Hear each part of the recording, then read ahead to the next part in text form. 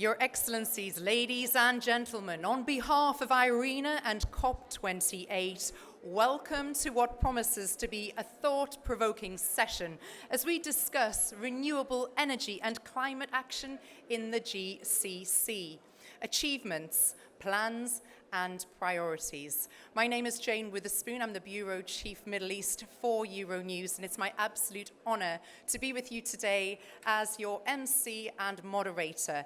Now, this event will provide a platform to showcase the rapid progress of GCC countries in accelerating renewable energy deployment and to highlight the region's renewable energy and net zero targets.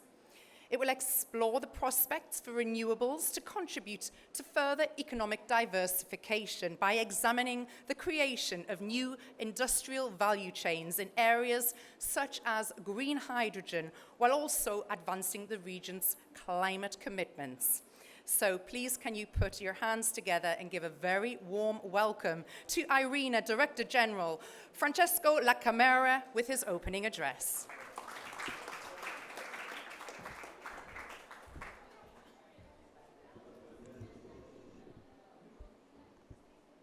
I have to lower the mic, it's evident.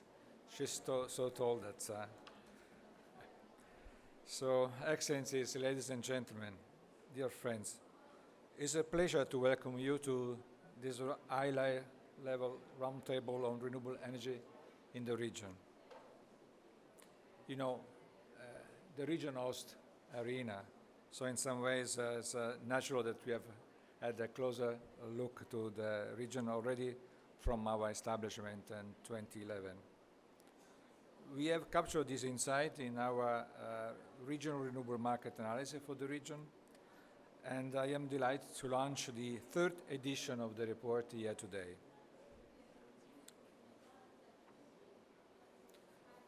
Naturally, much has changed since we launched this first report in 2016.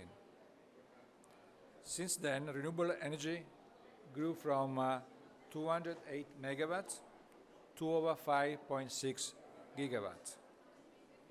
For illustrative purpose, this is very roughly the difference between being able to provide air conditioning for 72,000 homes to 1,800,000 homes. About 90% of the Gulf capacity in solar PV and almost all is based in the UAE, Qatar and Saudi Arabia, putting the UAE and Qatar among the MENA region's top 10 capacity holders. Costs for renewable-based electricity in the region have also continued to decrease.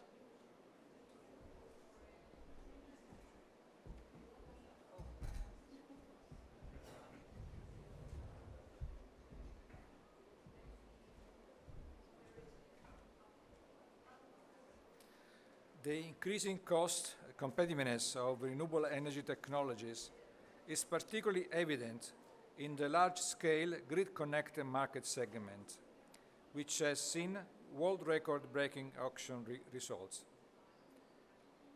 At less than 2 cents of US dollar per kilowatt hour, solar PV emerged as the least cost option for power production, easily outpacing natural gas, liquefied natural gas, oil, coal, and nuclear. Plummeting generation costs and abundant solar and wind resources in the region open the door for innovative energy technologies, such as green hydrogen, to be produced in a competitive way. However, it's important to also acknowledge that while progress has been made, renewables still account for a negligible amount of the region's electricity capacity, and end use continue to rely on fossil fuel. To address climate change, renewables need to contribute to more than just air conditioning, a fraction of the home in the GCC, in the Gulf. Next slide, please. IRENA's modeling, as well as joint report with the COP28 presidency and the Global Renewable Alliance, shows that having a fighting change to reach our climate goal requires, amongst other, tripling global renewable power and doubling energy efficiency by 2030. Something that's been widely acknowledged here at COP, with 123 countries, at least until yesterday night, pledging to support this goal, but still counting. Next slide, please. Climate vulnerability is high in the region, reinforcing the importance for urgent climate mitigation and adaptation actions in which renewables play a critical role. Located in one of the driest and water-stressed regions in the world, the region is especially vulnerable to the challenges such as urban heat island effect, high level of air pollution, and extreme weather events.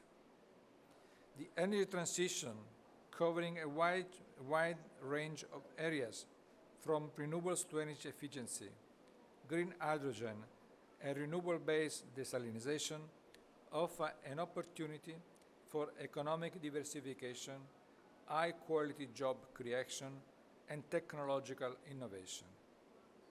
This fits well with regional government increasing emphasis on the development of knowledge economies and skills. The promise and the potential of renewable for the Gulf countries, both for climate and economic reason, is reflected in increasingly ambitious targets. 5 out of 6 countries having adopted net zero targets. Domestically, investment in renewables in the Gulf are expected to reach new high in the years to come following COP28. And we have a distinguished panel with experts from the region here with us, who will further discuss existing plans and priorities for implementation in more details. Next slide, please. The final point I would like to emphasize is the importance of international collaboration and support to those countries with the most limited financial resources and capacities. A key priority for the agency, but but also for me personally, as we work with our global membership. What our analysis shows is that while investment are largely commercially driven, some Gulf investment abroad are made to support partners countries in achieving their objective for energy security and sustainable development. For instance, the Middle East and North Africa regions have received Gulf investment for over $1.5 billion. South Asia and Sub-Saharan Africa have also benefited, with investment exceeding $1 billion and $308 million respectively. Let me conclude by saying that while the region's past has thus clearly been shaped by fossil fuel, the Gulf countries' future may well be shaped by renewables. It's my hope that the report we are releasing today can serve as a resource and reference point for policymakers, business, and civil society in harnessing the region's vast renewable resource potential, ingenuity, and capacity in support of our common ambition to secure a more sustainable future in the years to come. Dialogue and exchanges are crucial to this end, and I very much look forward to the discussion today. Back to you, Jane. Thank you.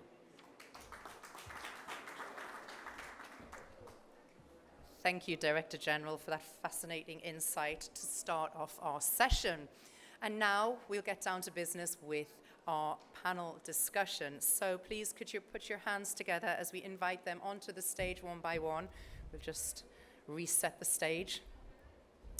First up, please put your hands together for Dr. Nawal Al-Hosseini, Acting Assistant Under Secretary to the Green Development and Climate Change Sector of the UAE and Permanent Representative to IRENA.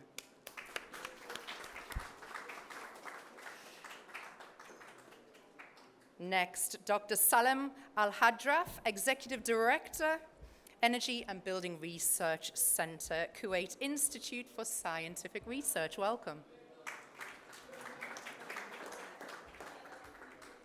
Her Excellency, Dr. Rola Dashti, Executive Secretary of the United Nations Economic and Social Commission for Western Asia. Welcome, Your Excellency. Ms. Sonia Dunlop, CEO of Global Solar Council, who's also a member of IRENA's Coalition for Action. Welcome. And last but absolutely not least, Dr. Mohammed Al-Rashidi, Director of the Energy Department in the Secretariat General of the Cooperation Council of the Arab States of the Gulf. I'm going to invite our esteemed panel, starting at this end, to just give a few words about your role and exactly what you do. Well, first of all, I would like to say welcome to the UAE, welcome to COP28 for those of you who are coming, and I hope that it has been a rewarding experience and that you are as excited as we are with the outcome so far. So, and being a member of the government, if there is any feedback that you can give us to make this even better experience for you, please don't hesitate. You know, we are here to serve. Our job is to make sure that we present, as Dr. Sultan always calls it, the most inclusive, rewarding COP for all. So what do? I have two hats, but they're very much connected with each other. So I am the permanent representative to IRENA, and my job is to make sure that the agency is getting the best out of being hosted in the UAE. I also ensure that the UAE's priorities and efforts is being recognized and positioned globally within that position. I also ensure that the UAE is managing to benefit from having such a powerhouse here in the UAE, and ensure that we are leveraging the amazing knowledge and expertise that we have within the organization, benefiting from their publications such as the one we just saw, and connect the organization with our federal and national entities to be able to do that.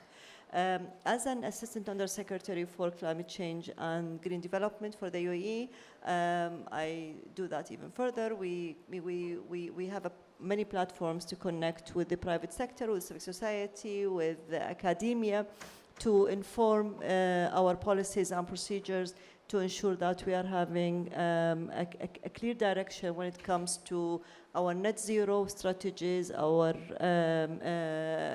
circular economy strategies, our drive towards a sustainable future. So all our climate action, all our green development policies and procedures falls under this ministry, and we have this platform to ensure that we are feeding into that. So we are the custodian. As a ministry of the net zero strategy, we are the custodian of the environmental policies, and we ensure that our policies and procedures are up to date. We are the point of contact for IRENA. The ministry is the house of the mission to IRENA. So they are all connected with each other, and we are very excited representing the UAE at COP28. So what I do is also, as you see, I am running from a place to place to benefit, understand, and exchange knowledge, and also present to the world what the UAE is doing. Thank you, and very little time to sleep by the sounds of it. Moving on, Your Excellency, Dr. Rola. You have a microphone. Everybody has a microphone on the side of the...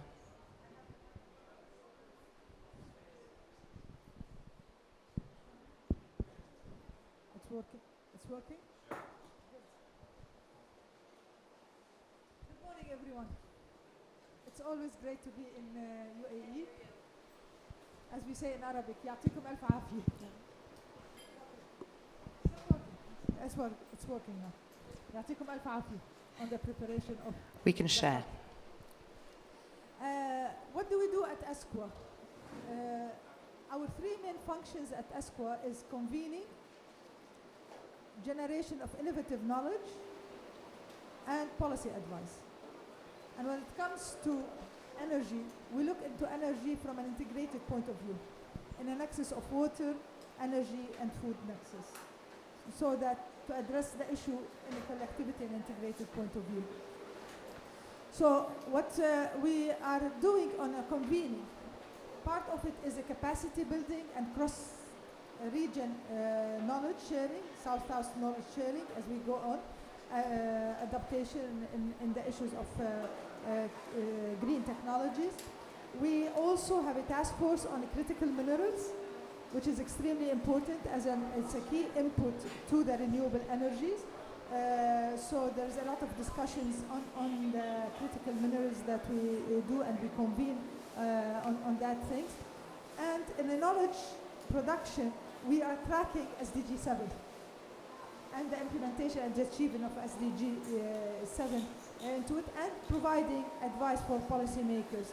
Since we're talking about energy transitions, we're looking into just energy transitions, not any type of energy transition into it. So we provide policy advice to policymakers in the region, in the GCC region, plus in the other Arab countries, in terms of the just energy transitions, how to make it very inclusive, how to make sure that no one is left behind as we move into the energy transition, looking into balancing between economic development and climate action's responsibility as we move along into it. So I'll cut it short in here. Thank you. Thank you very much. Sonia. Yes, I think this one is working. Can you hear me okay? Perfect. My name is Sonia Dunlop. I'm the CEO of the Global Solar Council. We are the Global Solar PV Industry Association, the trade association for all of the PV industry, all the way from manufacturing to project development to operations and maintenance. And we represent every part of the world. And we very much want to represent the whole of the solar sector, unite them and speak with one voice to say that solar can deliver in terms of the tripling of renewables target by 2030. And I really want to congratulate the COP28 presidency, the Emiratis, on their fantastic support for that, and congratulate the whole of the Gulf region on your more than 5 gigawatts of solar PV deployment. This is a part of the world blessed with solar.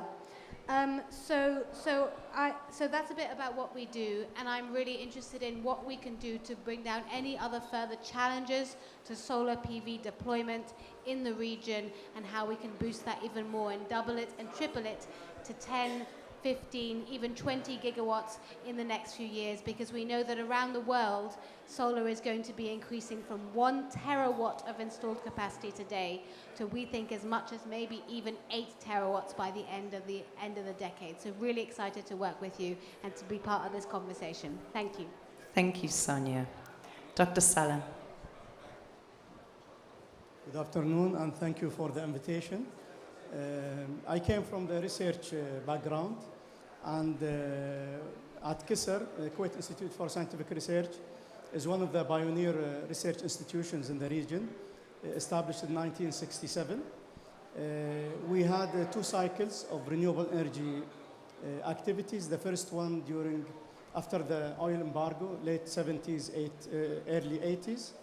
At that time, we had the first solar thermal power plant, 100 megawatt thermal. And also we managed to run a couple of greenhouse for agriculture, fully running by solar PV. That was in 1982, 1983. Then when the oil price went down in 1985, fund for renewable being cut in the state, in Europe, and also here in the Gulf. So we stayed idle until early 2000, when the second cycle, we call it second cycle of renewable, which is more sustainable because the economics of renewable became feasible. In 2012, Kuwait announced 12% renewable energy share by 2030, and they give the first assignment to Kuwait Institute for Scientific Research. We developed the first strategy of renewable energy. We published it in 2012. Then we established what is known now the Shagaya Renewable Energy Park, which is a land of 88 square kilometers. We designed it to host renewable energy technologies, and we managed also to deploy what we call the flagship projects to demonstrate for the decision makers, for the investors, and for the general public that it can work in the desert. And we successfully managed to connect it to the grid in 2017, 2018.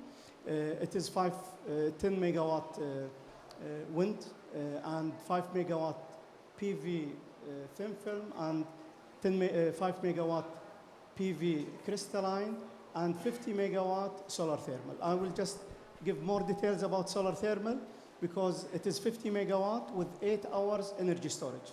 We demonstrated for the first time in the world that solar energy can work as a base load. With the 8-hour energy storage, knowing that during summer we have short night and long day, we utilize the long day to harvest more energy from sun, and we utilize it during the night until the sunrise of the following day. We managed to start it from early April to late October without stop. So this is the first time a renewable energy, solar energy plant work as a baseload power plant for the whole summer month. Well, I look forward to, I'm very loud all of a sudden, hearing a lot more about your renewable energy potential a little bit later.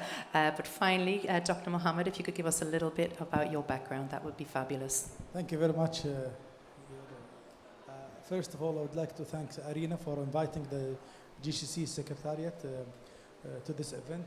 We are happy today to be here. My name is Mohammed Rashidi. I'm the Director for Energy in General Secretariat. Our role is to coordinate and conduct studies between the 6 member states, United Arab Emirates, Bahrain, Qatar, and Kuwait, Oman, Saudi Arabia. We have done water strategy, which is for the next 20 years, and one of the policy we implemented in the strategy is to mix the renewable energy in producing the water. Also, we have an honor to work with IRENA. We have done some lecture seminars, and now we are in the final stage to signing an MOU with IRENA. Thank you. Fantastic, thank you. Dr. Nawal, IRENA's Renewable Energy Market report in the GCC highlights the UAE's leading role in accelerating renewable energy deployment. And the UAE makes up the majority of the region's renewable energy capacity with more than 3,500 megawatts. What specific policies and strategies of the UAE can you point to that supported the success here in deploying their renewables so far? Thank you so much. The UAE has started the journey very early on, and we have set a very clear vision and very clear, very pragmatic actually approach towards it. So we started in 2006 as an initiative through Masdar. We created an ecosystem for this industry. We had a university focused on having the right talent. We built the know-how, and then we started with 10 megawatts back in 2008. Fast forward today, we have 6.5 gigawatt of renewables in the UAE, and this is just, and I believe something big is going to be announced today as well. So we had our energy strategy from our Ministry of Energy that set our targets to 50 by 2050, and we keep revising this strategy and we keep updating it. We understand the potential of renewables. We understood that very early on. We know that we need it for 3 important reasons. We needed to basically ensure our healthy energy mix here in the UAE. It's part of our energy security strategy, and it is part of our diversification of our economy into an energy-based economy. So that's something that's been very, very important for the UAE, and we push for it. We look into our climate action, and we understand that renewable is going to be integral to our climate action. We cannot achieve our reduction of emission to meet our net zero by 2050 without investing heavily renewables. And we have both on a federal level and an emirate level very clear targets on where to be with that. We still clearly facing challenges related to storage and related to the grid, but we are working with our partners, IRENA and other international organizations, to ensure that we leverage those into opportunities and we get into our path towards a 2015 net zero approach and strategy. Thank you. Dr. Rola, from a regional perspective, how important is renewable energy deployment in realizing the environmental, social and economic targets of countries here in the GCC?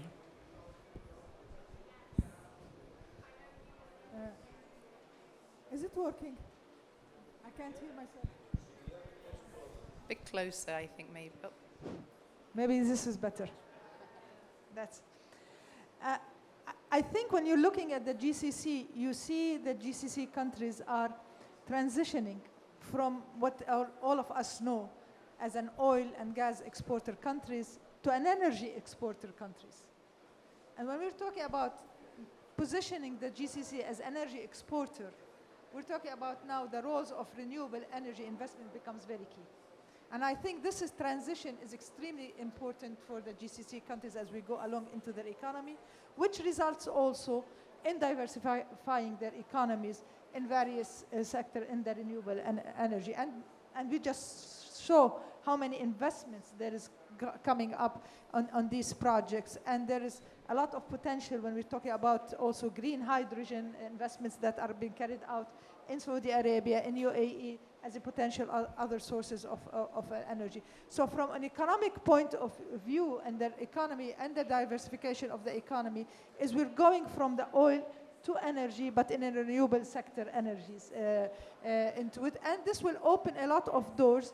By doing this, you're creating different type of, today, economies which are innovative, sustainable energy led economies, and this will create for you the jobs that you're looking into, the future of work jobs, the green technology jobs, the jobs that we're talking about, the decent jobs that we're calling for, and this is best suited for the inflow of the nationals of this region, population that are coming, educated, and there's this potential of job creation in various sectors of these green technology. Let alone also, they will be, by moving to this, they're adhering environmentally to their responsibility in terms of the environment. And we're seeing a lot of projects that are going on which will reduce tons, millions of tons of carbon dioxide emissions. And we're seeing the park of Mohammed bin Rashid Al Maktoum Park here. We're seeing in Oman different solar plant and wind projects, Kuwait we heard, and Saudi Arabia, and as we go along. So there's this responsibility, mapping and balancing between the responsibility of the environmental responsibility of the countries and also balancing it with their economic diversification and balancing it by also creating the jobs required as we go along. Thank you.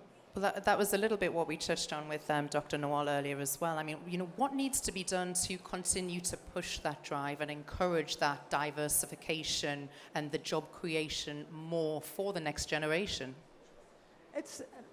What's happening is a momentum. Policy making, decision, commitment at the policymakers level, but also the private sector.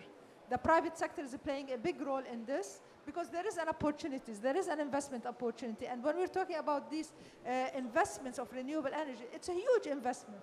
And so we need also the structure of governance, structure, policies, rules and regulations, that mechanisms that becomes de-risking these projects at the same time so that there's an incentive policies for private sectors to come. And I'll add the population themselves. They're very much cautious, conscious. Our youth are very conscious, environmentally conscious. So also they're pushing the agenda forward on their behavior, pushing the agenda forward on the implementation of various green technologies, adaptation of various momentum in terms of consciousness of the environment and the responsibility to ensure that we have a good quality of life. Quality of life, it means you have to have a healthy life, it means you have to have air pollution limited.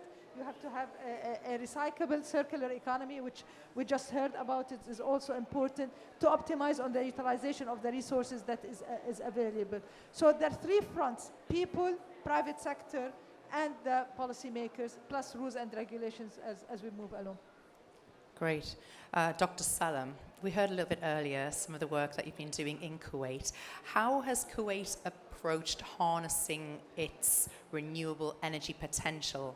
So if you could elaborate a bit more, especially with available wind and solar resources, what has your government learned so far in the deployment of renewables?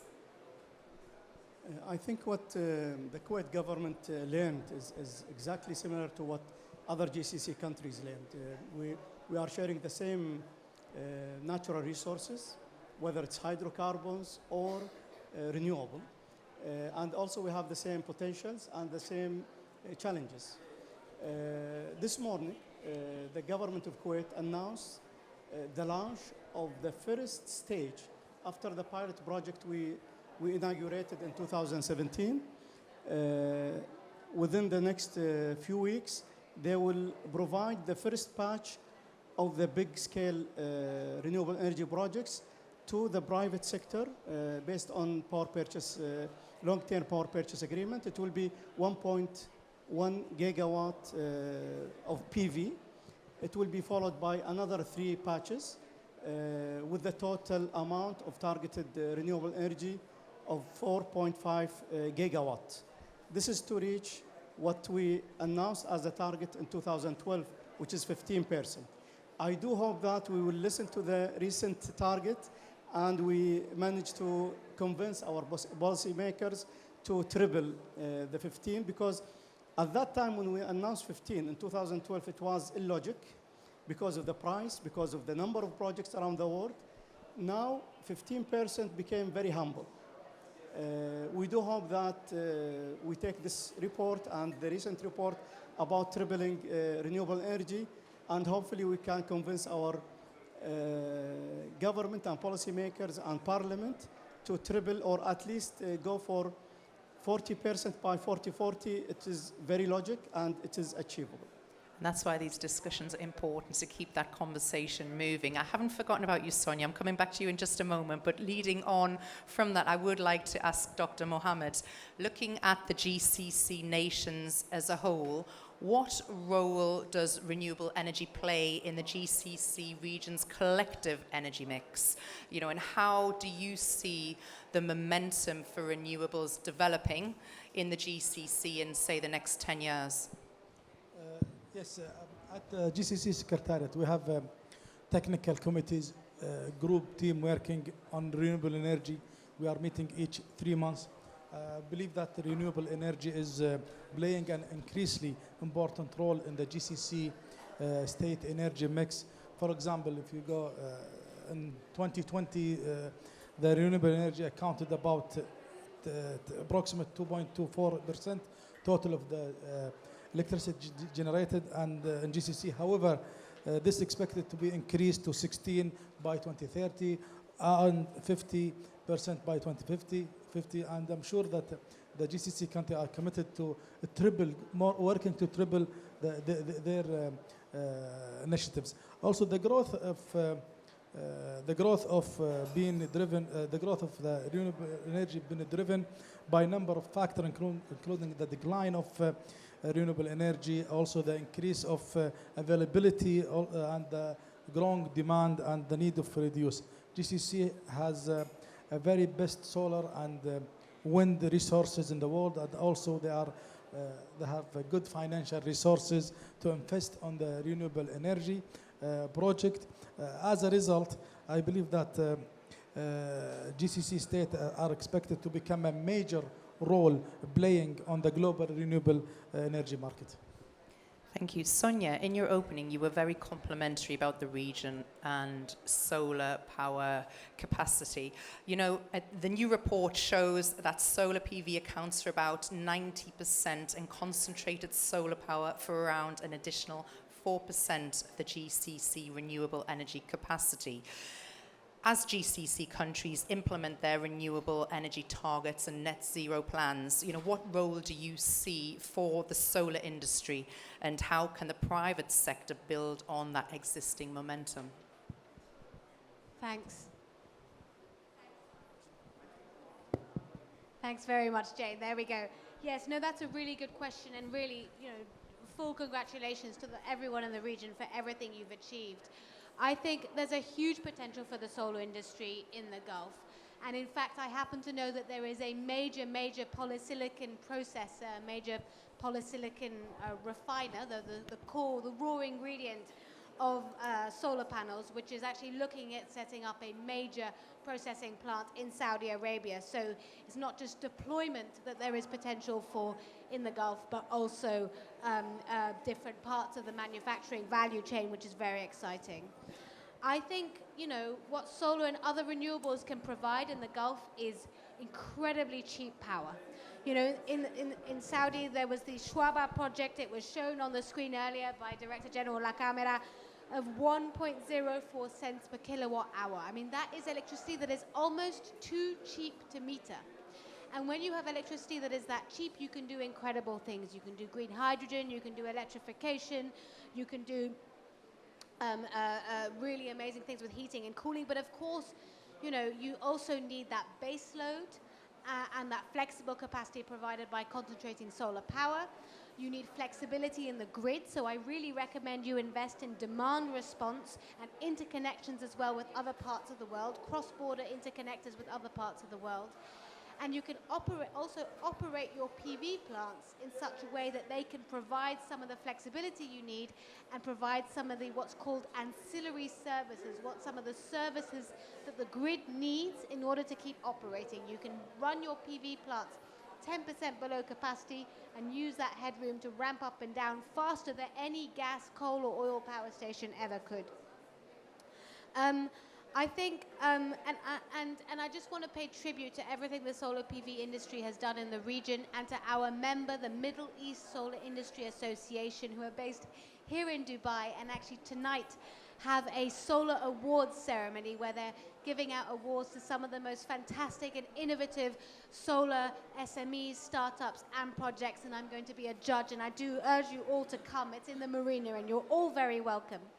But another recommendation I would have in terms of how to really drive solar PV deployment, if you don't mind, Jane, in the region, is also thinking about the massive construction that is happening in this region, right? There is a huge amount of construction, if I'm not mistaken. And to think about copying some of the best practice from areas like California, where every new building that is built in California now has to have solar panels on the roof. Solar PV, and I'm sure solar thermal as well.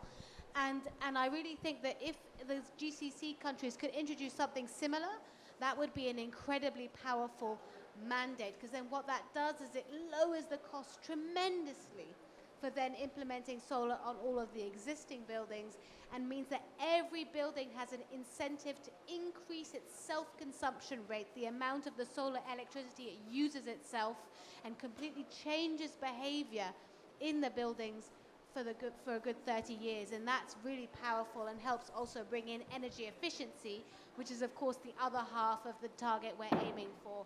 Double down to triple up. Thank you. Some great insights there into solutions, Sonia. I just want to continue with you for a moment. What do you think are going to be the major challenges for the accelerated deployment, though, in this region? The major challenges for renewable deployment? Well, I do think, and you would say, why am I saying this as the CEO of the Global Solar Council, but I'm also Vice Chair of the Global Renewables Alliance, and you do need a balance of technologies across the region, right? So you're going to need PV, concentrating solar power, wind, geothermal perhaps, hydro, well, not hydro, but basically a storage, exactly, and long duration energy storage in order to move to 100% renewables future. So really thinking about what does 100% renewable system look like for this region? How can we make the most of interconnections to other parts of neighboring regions, right? And then how can we really build a roadmap to get there? And I think that is something that's potentially really, really exciting. The finance is there.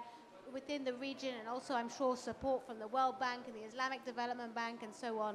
And I think if we can set out a roadmap on how to get to 100% renewables in the region, that would really be a big achievement. I know Dr. Nawal has something to add on to this, and I'm really keen to hear your experiences of what the UAE government can share from their deployment also. So, renewables in the UAE started with a dream. We had the Masdar initiative, and we looked at it in a way that, and we were investing in things that was not only cutting edge technology, but bleeding edge technology.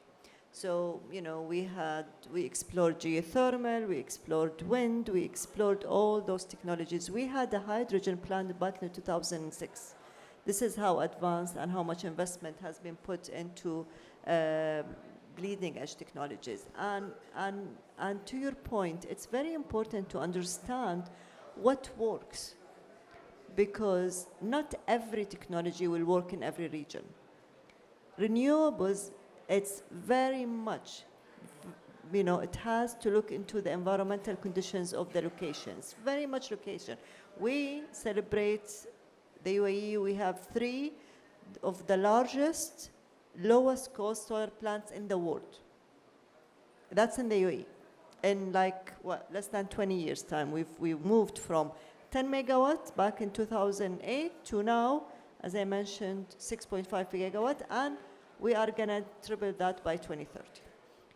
We played with wind and we had geothermal, but you know, unless it's gonna be commercially viable, it's not gonna be on a large scale. So we definitely need to look into our energy mix in a way that is very balanced. Shift to renewables, you know, we literally trailblaze that in the region. But we understand and we know that it has to be a balanced mix. And that's why we are investing in nuclear. That's why we celebrated the inauguration of Baraka 1 and 2.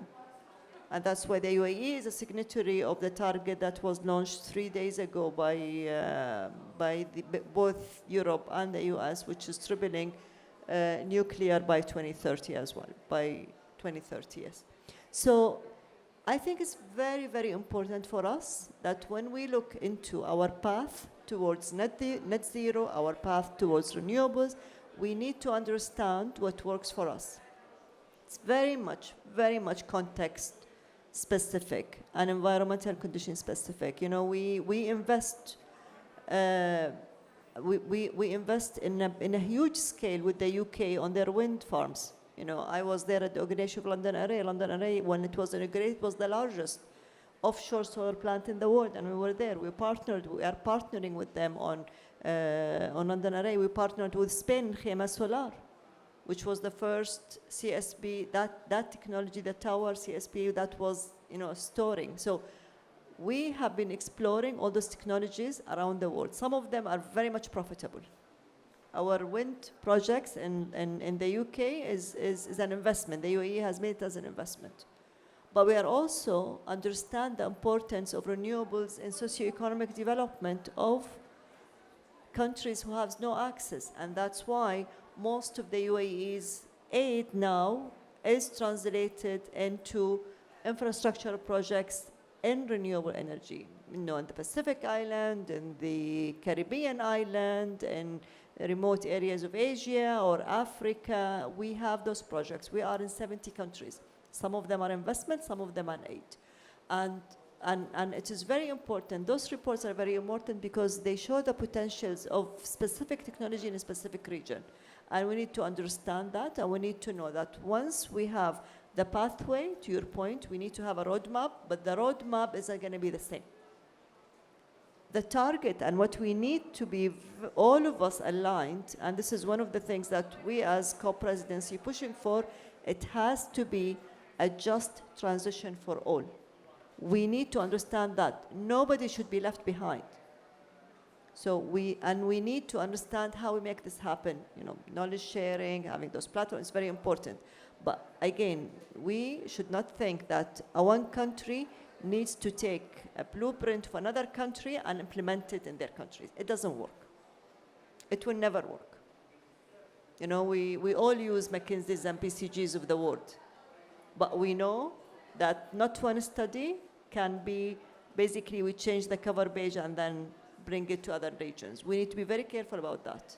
We need to understand how we be very aware of the sensitivities of different regions. And this is why, we celebrate the work of IRENA, because IRENA looks at the regions. This is why we need to partner, and that's what, we in the region are very much focused on partnering with a lot of international organizations, but we need to understand our specific circumstances in our region. I hope that explains. You actually brought me on. You're doing my role for me today, because that very neatly brought me on to the issue of collaboration, which was something, Dr. Roll, I was going to ask you about, the role of regional collaboration among the GCC countries. How do you see that accelerating the energy transition?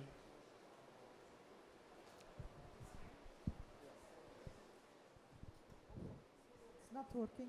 Well, it's working.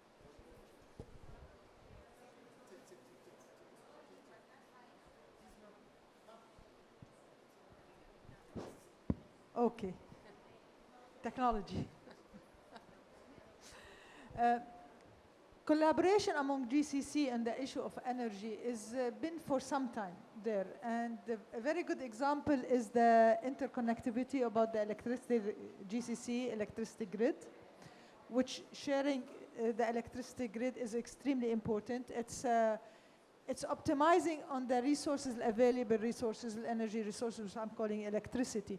But also now, because I think it's mature, it can now link, and we expand it to the other Arab regions on the network itself. And the pan-Arab interconnectivity grid is extremely important when we move forward as we go along. So this is from an environmental point of view and optimization on resource, the grid is serving a good purpose. Second thing, which our colleagues have mentioned, is the sharing of experiences. The training program that Kuwait has on renewable energy is a very good example of sharing experiences, technologies. And since the region also shares similarity in challenges and opportunities, so what could fit in one country can be looked into as a good example to replicate in the other GCC country. And most important is the direction.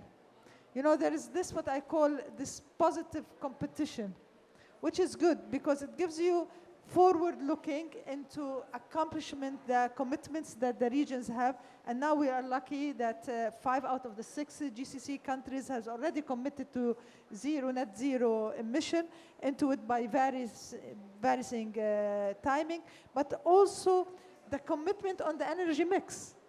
Everybody is realizing that it's very important, and now everybody is talking about it, and everybody is trying to improve on their energy mix to become more conscious and review.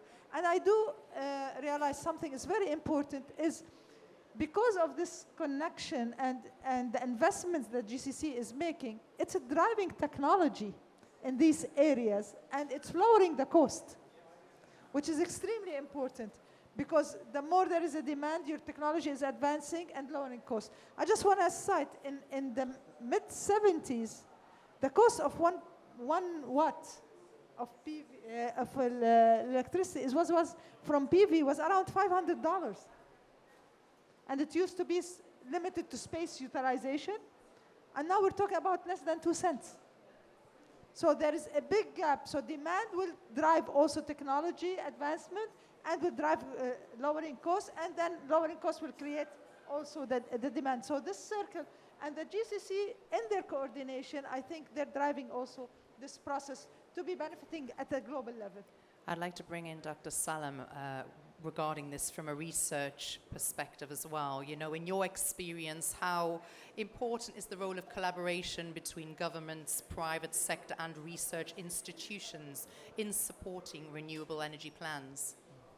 Yeah, I think renewable energy is still full of potential emerging technologies to improve efficiency and to improve costs. And these inventions should start from collaboration in research institutions.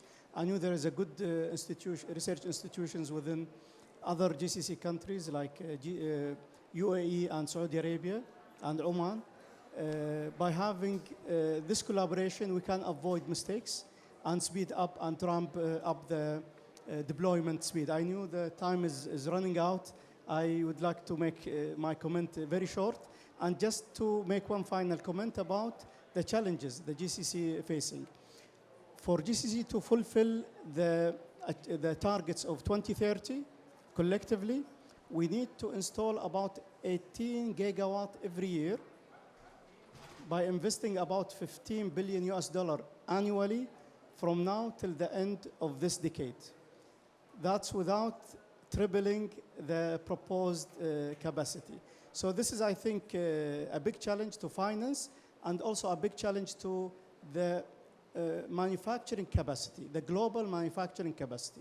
We have to think seriously to have a common GCC market where the supply chain of inverters, of panels, of wind turbines can be sources locally so that we can circulate the green funds allocated for this deployment.